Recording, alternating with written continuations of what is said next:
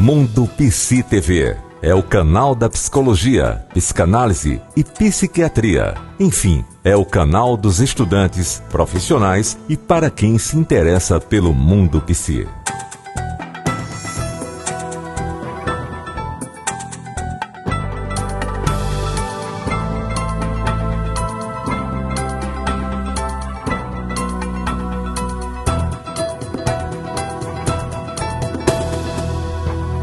Que bom que você está no Mundo Psi TV, no programa Bate-Papo com os Psis.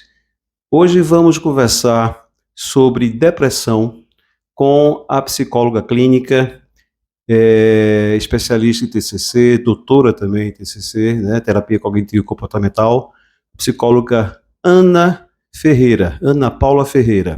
Vamos compreender um pouquinho do que se trata a depressão e com relação ao tratamento da terapia cognitiva comportamental, né, com pacientes que estejam aí com o transtorno da depressão, né? Ana, muito obrigado, né? Eu que agradeço, Roberto, por estar a oportunidade. Recebendo o Mundo Psi TV, né? E estar participando do bate-papo com os psis. Eu que agradeço a oportunidade. Ana, o que é, né? A depressão, a gravidade dela, né? E pelo que a gente observa, está acometendo muitas pessoas, né?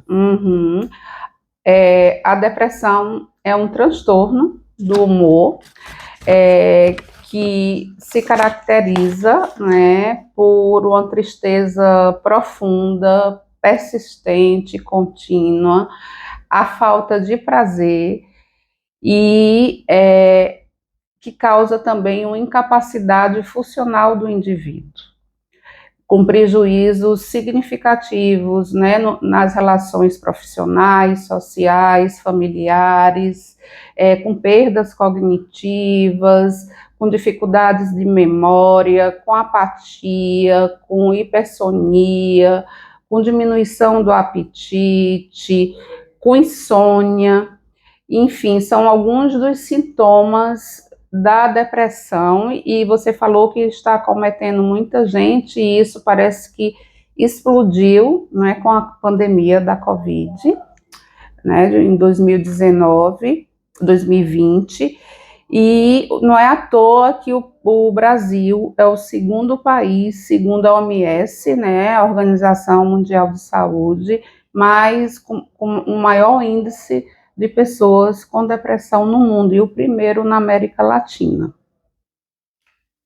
Quais seriam? Eu sei que a depressão são causas, né, variadas, sim, multifatoriais, sim. Mas por que o Brasil está ocupando esse lugar? Pois é, né? Como todo transtorno mental, a depressão é multifatorial, multissistêmica. Isso significa que tem variáveis do ambiente, genéticas, biológicas, sociais, e os fatores estressores ambientais, né? Como luto, dificuldades nos relacionamentos, desemprego, mudanças, né? Tem fases no indivíduo da vida do indivíduo em que é preciso haver essas mudanças, ou de cidade, de cultura, ou de emprego, ou seja, são esses estressores somados, né, junto com a questão da própria vulnerabilidade emocional do indivíduo, e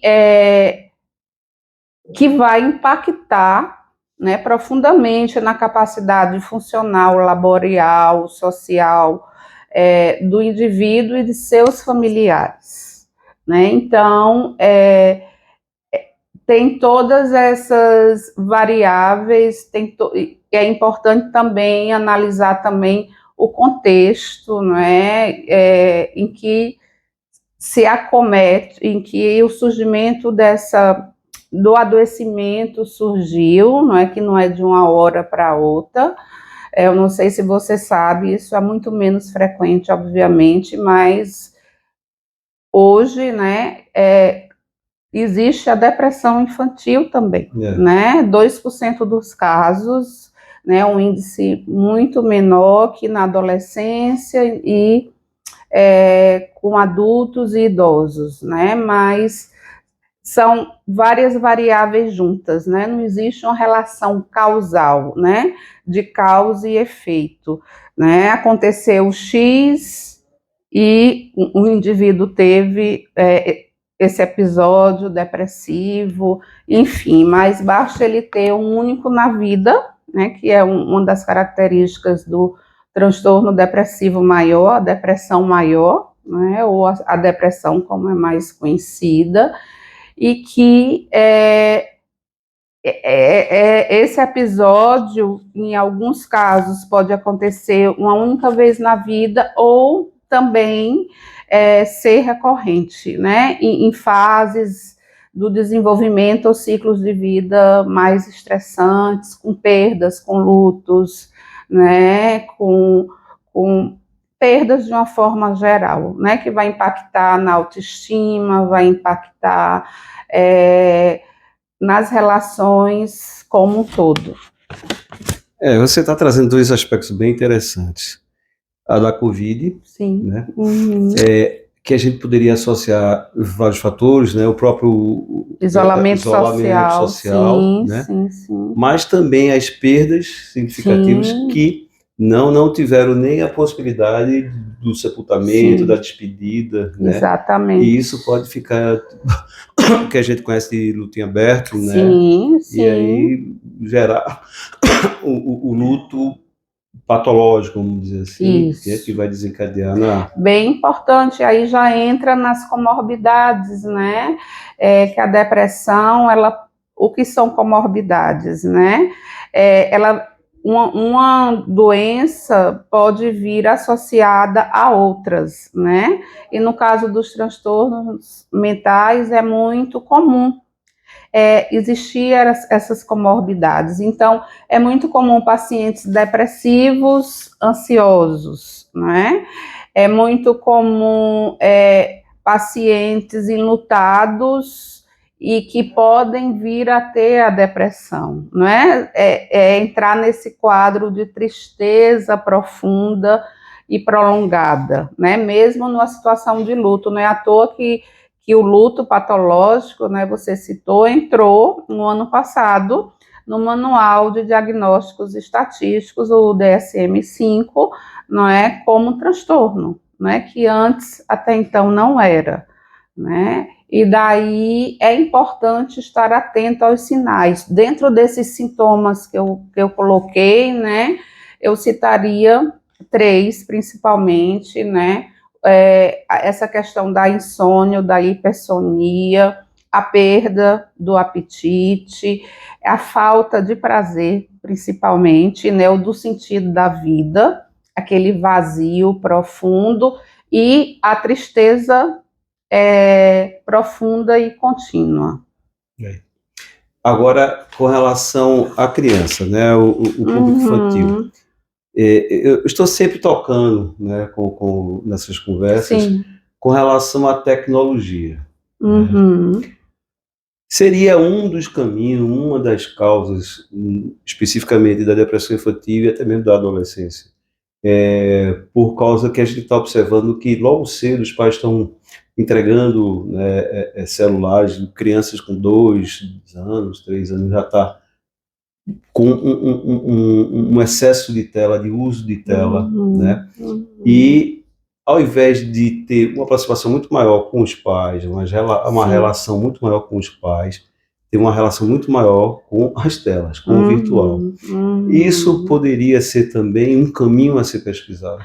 Sim, com certeza, principalmente na adolescência, né, que já é um período de muitas transformações psicossociais, né, a busca de uma identidade, onde a questão de estar vinculada a um grupo de pares, né, é muito importante, e também como consequência da Covid, essas relações presenciais foram substituídos devido ao isolamento pelas relações virtuais, e a tecnologia eu costumo dizer que, como tudo na vida, é uma faca de dois gumes, né?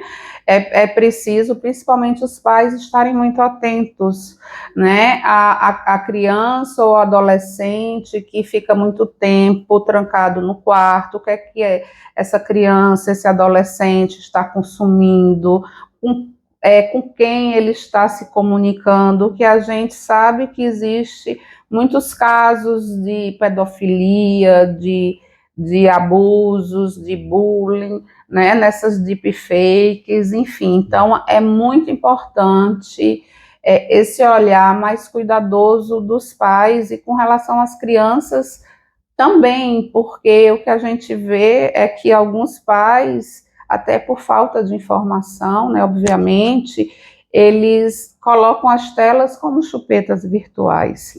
E segundo a Associação Pediátrica, até os 2 anos de idade, não é recomendado nenhum tipo de tela. Quando o público, né, de uma forma geral, ouve falar depressão, né, vê como sendo algo único, assim, depressão, Sim. não compreendendo que no diagnóstico vão existir subtipos. Sim. Né? Quais seriam esses subtipos e se existe um subtipo que possa ser mais grave? Sim. O transtorno depressivo maior, ele pode ser leve, moderado ou grave, aí é um caso grave que vai causar essa perda funcional e pode existir também o risco iminente de ideação e planejamento suicida, né? Tem o transtorno pré-menstrual, que acomete muitas mulheres, né, que os transtornos mentais, a população feminina é muito mais, há essa prevalência por conta dos hormônios, da própria biologia, fisiologia da mulher. A distimia, que é uma depressão crônica, leve, que em alguns casos é confundida até como uma personalidade do indivíduo, é aquele indivíduo que sempre reclama muito, sempre está muito irritado. O transtorno disruptivo de regulação emocional, que são aquelas explosões de raiva. O transtorno depressivo induzido por substâncias médicas. O transtorno depressivo não especificado, né, que existe também a depressão melancólica, a depressão associada a ansiedade, a depressão psicótica, onde o indivíduo, essa também, né, é considerada grave porque o indivíduo pode alucinar, não é? Enfim, e aí é preciso realmente, nesses casos mais graves, obviamente cada caso é um caso, é preciso entrar, não é, com medicação psiquiátrica. A gente escuta muito, né, no senso comum, uma pessoa está triste assim, está depressiva, né?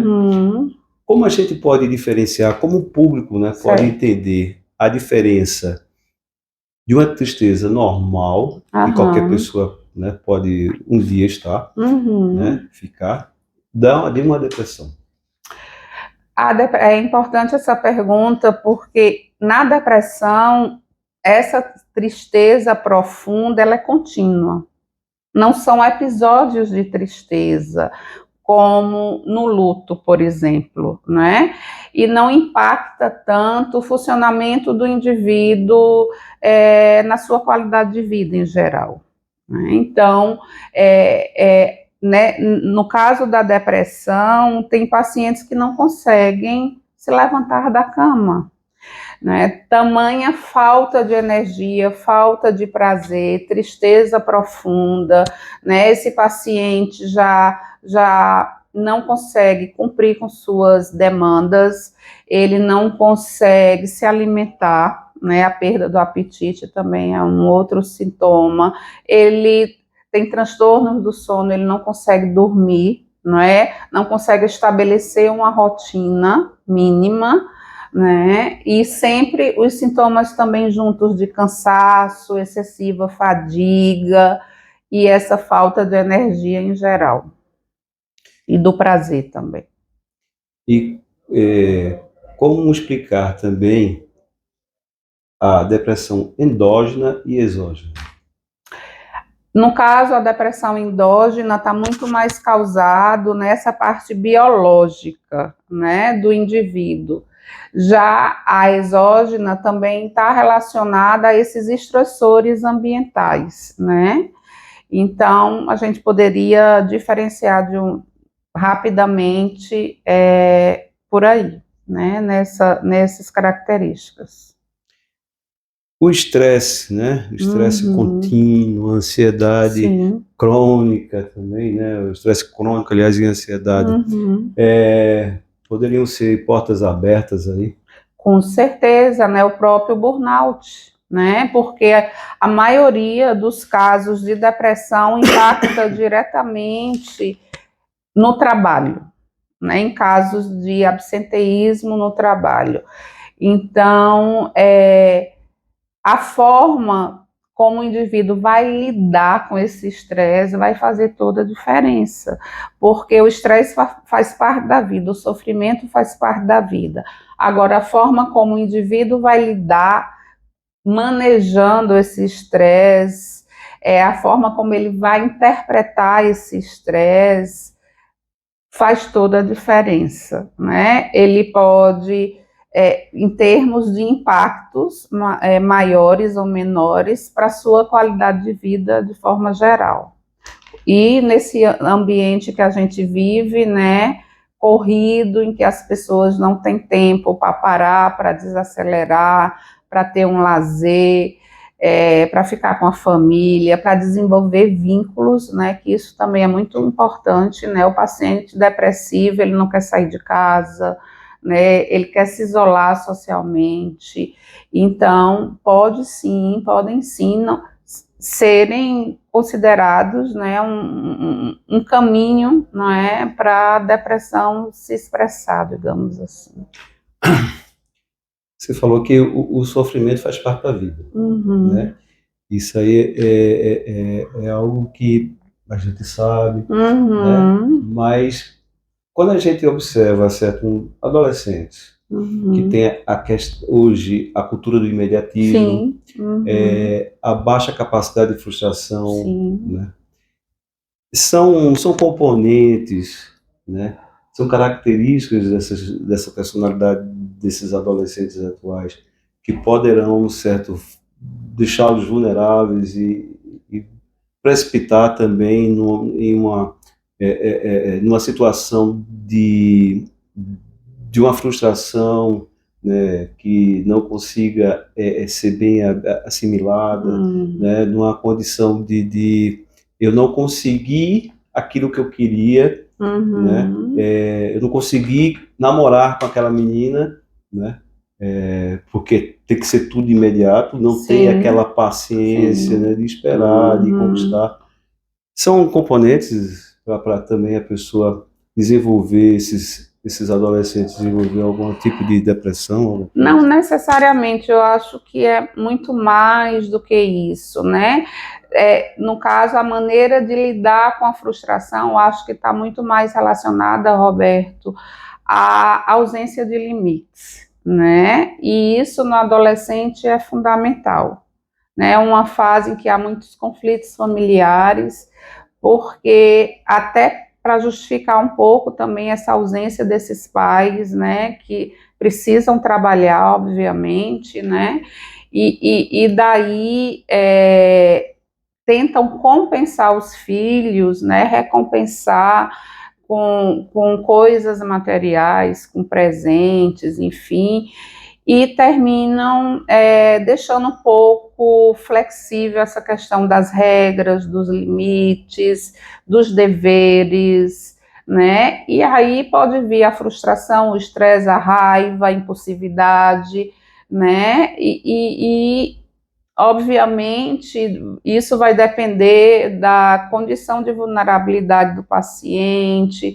da predisposição biológica, de outros fatores do ambiente, né, da forma como ele se relaciona com as pessoas, a própria autoestima, como ele se enxerga no mundo, como ele enxerga os outros, o mundo e o futuro, enfim, né, eu colocaria numa dimensão muito maior relacionada a essa própria fase, né, evolutiva da adolescência, que vai impor uma nova identidade, né, reconfigurar várias coisas, né, do próprio ambiente, da família. É uma fase também de muitas exigências e muita competição, né, para inserção no mercado de trabalho, né, a pressão do vestibular, do Enem, até da definição tão precoce do que o jovem, de que profissão vai seguir para uma vida inteira, que muitas vezes eles não têm ainda nem a maturidade para assimilar tudo isso. Exatamente. E no que consiste, certo, o tratamento da depressão através da terapia cognitivo-comportamental? Muito bem, né? A TCC, ela parte do pressuposto de que não são os fatos em si, mas a forma como o indivíduo vai interpretar aquelas situações, aqueles fatos, que vai impactar, né, nos seus pensamentos, nas suas emoções e nos seus comportamentos. Então, a TCC trabalha justamente. Por quê? Porque com o modelo cognitivo da depressão. E o que é que seria o modelo cognitivo da depressão? A tríade cognitiva, a forma como o indivíduo se enxerga a si, os outros, o mundo e o futuro. Uma outra característica que eu esqueci de pontuar na depressão, muito importante, associada à falta de prazer, é a desesperança, né? Que em muitos casos pode levar ao suicídio. Então, como é que é essa visão de si, do mundo e dos outros, do futuro, no modelo cognitivo da TCC? É uma visão muito catastrofizada, né? Muito negativa. E aí vem junto crenças de desvalor, eu não sou bom o suficiente, de desamparo, eu não tenho ninguém no mundo, os outros são sempre melhores do que eu não consigo, eu sou burro, N comparações, né, que vai afetar essa autoestima, que vai afetar o desempenho, o senso de eficácia desse indivíduo, que sempre vai se perceber inferior e insuficiente com relação aos outros, né, nessas comparações. Seriam essas as distorções cognitivas? A partir daí, dessa visão extremamente negativa, é como se esse indivíduo enxergasse o mundo com a lente cinza, imaginando sempre o pior cenário possível. E aí, onde pode existir o que a gente chama de distorção cognitiva ou armadilhas mentais, que é justamente esse viés tendencioso, excessivamente catastrófico, negativo, da forma como o indivíduo se observa o outro, o mundo e o futuro, e aí ele vai se perceber sempre insuficiente, sempre desvalorizado, né? Sempre desamparado no mundo. Todos os casos de depressão demanda aí medicação, ou existem casos que não necessariamente precisam? Não necessariamente, né? Cada caso é um caso, tem casos mais leves que a psicoterapia é suficiente e tem casos que é necessário, né, dentro dessa química cerebral, para equilibrar essa química cerebral também, o acompanhamento medicamentoso com acompanhamento psiquiátrico, né, com psiquiátrica. Então, o combo, psicoterapia e medicação, né, TCC mais medicação, potencializa muito mais resultados eficazes no processo de tratamento. E isso, com as neurociências, isso pode ser comprovado, inclusive o cérebro do indivíduo com depressão e pós-tratamento com medicação e TCC, nos casos mais graves, né, e a terapia cognitivo-comportamental, mudanças nos exames de imagem do próprio cérebro. O que é que você aconselha? Porque a gente sabe que existe aí a cultura, né, da medicação, né? Eu vou tomar esse remédio, mas eu não preciso fazer terapia. Será que só o remédio vai fazer milagre? Não, né? O remédio ele vai minimizar os sintomas, mas o que vai trabalhar a causa, essa visão de si, do mundo, não é? Todos os impactos da depressão na qualidade de vida do indivíduo é o processo psicoterapêutico, né? Que vai exigir do indivíduo, não é? Esse autoconhecimento, essa efetividade interpessoal, esse questionamento dos próprios pensamentos, a regulação emocional e, a partir daí, comportamentos mais assertivos, mais funcionais, né? Porque para TCC, pensamento, emoção e comportamento, eles se influenciam mutuamente, e daí a medicação vai tratar apenas os sintomas, né? As causas, né, e o modo de funcionamento do indivíduo, como o indivíduo se sente, se percebe e se engaja no mundo com a psicoterapia. Seria medo de encarar suas próprias verdades, assim, que a pessoa reluta em fazer uma terapia? Pode ser medo, pode ser resistência, né, achar que não precisa, pode ser o próprio descrédito com a própria psicologia, o próprio preconceito. A gente, infelizmente, ainda percebe muito isso, né, na sociedade atual, né, quem vai para psicólogo ainda é o doido, né, fulano precisa, eu não preciso, né, e as pessoas têm muita dificuldade de pedir ajuda, Roberto. Inclusive aquelas que já se encontram em processo psicoterapêutico, porque elas percebem que o fato de pedir ajuda significa fragilidade, incapacidade. E para o paciente depressivo, que já se percebe dessa forma, tão vulnerável emocionalmente, né, tão inferior, com tantas crenças de desvalor, não desvalorização, né, desamparo, enfim, e isso pode ficar, inclusive, muito mais acentuado, né? Essa resistência, esse sentimento de menos-valia. O nosso propósito é até esse mesmo, né? É de aproximar a psicologia, esses conhecimentos. Sim. O que você está falando, né, do grande público, justamente para que venha se quebrar, né, ideias preconceituosas, ideias que fogem totalmente à realidade em relação à psicologia.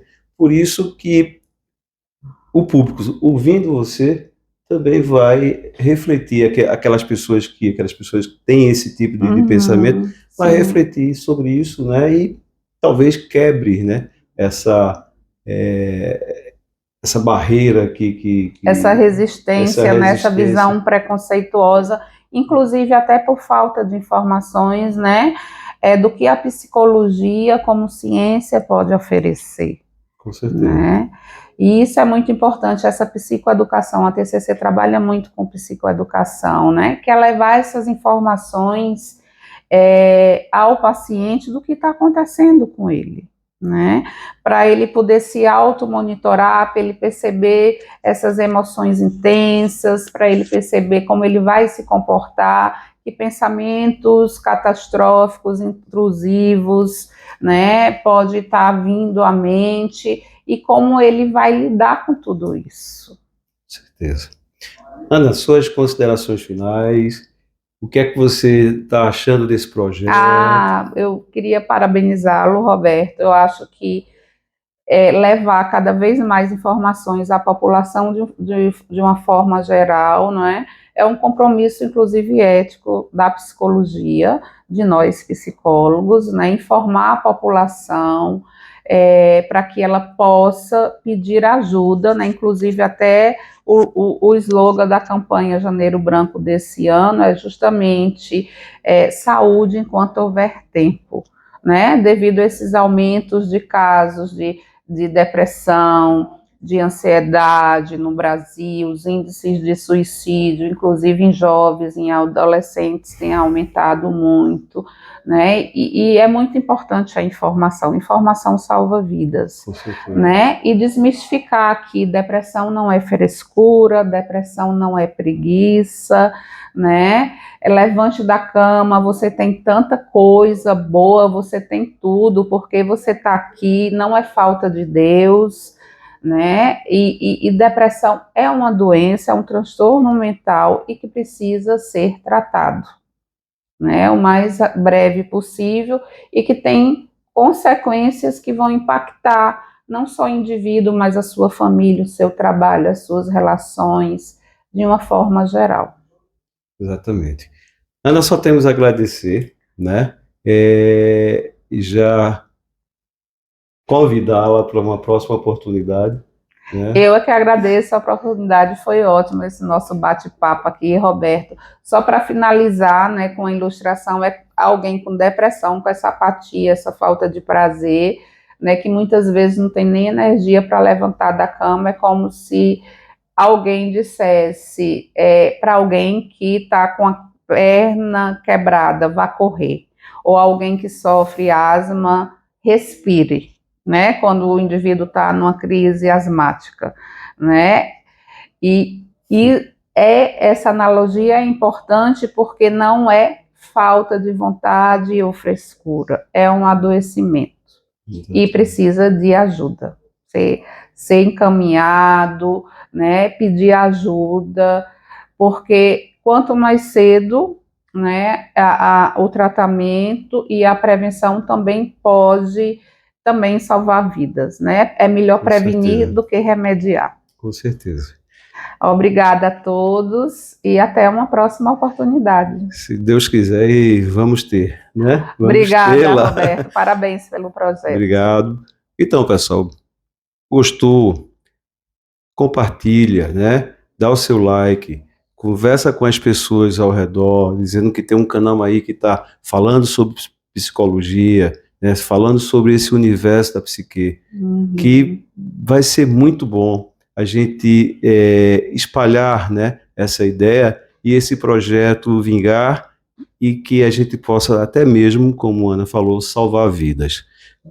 Até uma próxima e a gente fica por aqui. Até mais, pessoal. Até mais. Obrigada. Até mais.